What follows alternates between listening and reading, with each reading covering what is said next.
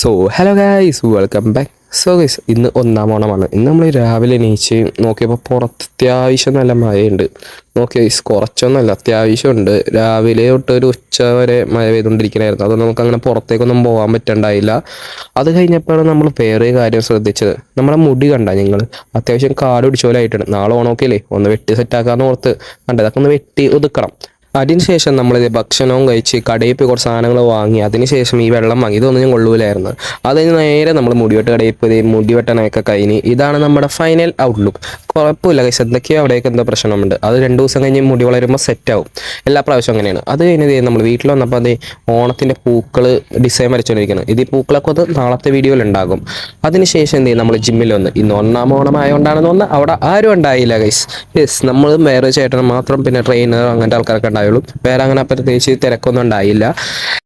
അത് കഴിഞ്ഞ് നമ്മൾ നേരെ വീട്ടിലേക്ക് പോകുന്നു. പിന്നെ എല്ലാവർക്കും എൻ്റെ ഹാപ്പി ഓണം.